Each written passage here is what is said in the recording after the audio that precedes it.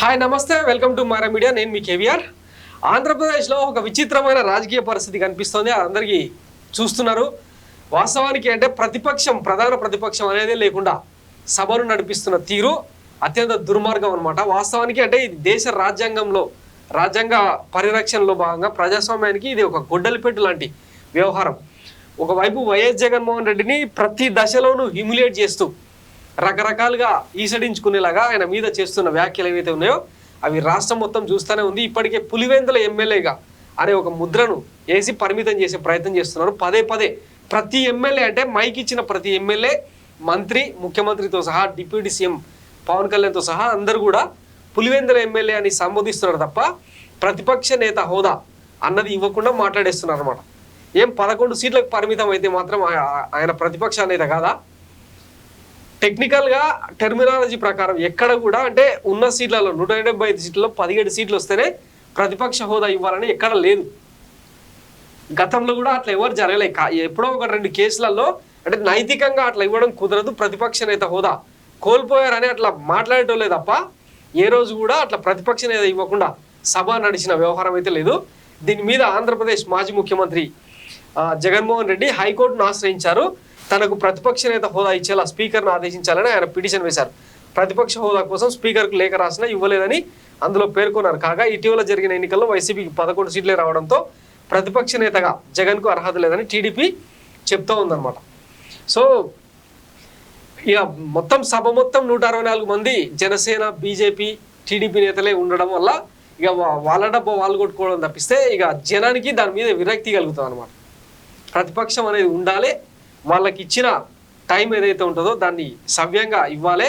మీరు చేసే తప్పొప్పు లేదో చాటి చెప్పేది ప్రతిపక్షమే కదా.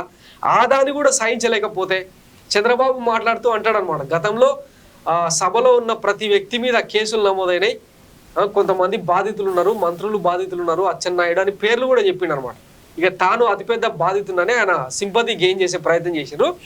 సరే, అదేదో సభలో ఉండి ప్రతిపక్ష నేతను అడిగేసే అవకాశం మీకున్నప్పుడు ఎందుకు దాన్ని ఇవ్వకపోవడం? ఇది రాజ్యాంగ విరుద్ధం కాదా? చట్టసభలకు విరుద్ధం కాదా?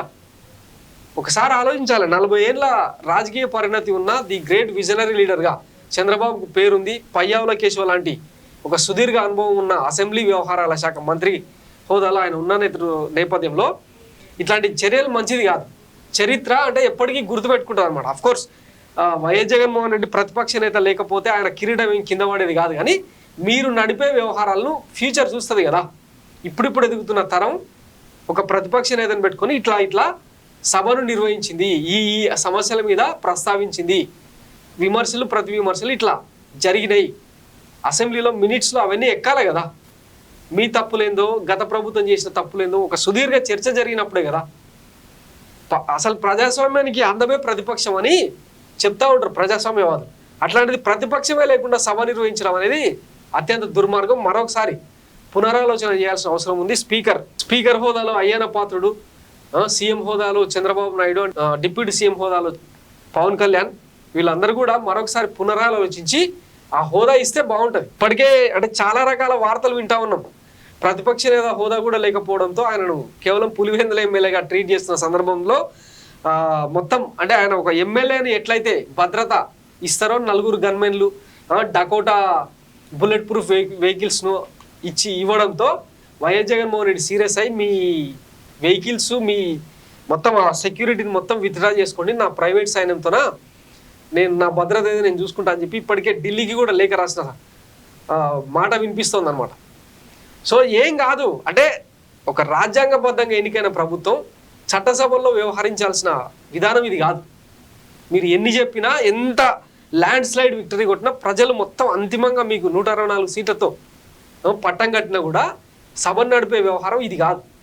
చిన్న చెడ్డీలు వేసుకున్న పిల్లగాని అడిగినా కూడా అదే చెప్తారు. సో హుందాగా రాజకీయాలు చేయాల్సిన అవసరం ఉంది.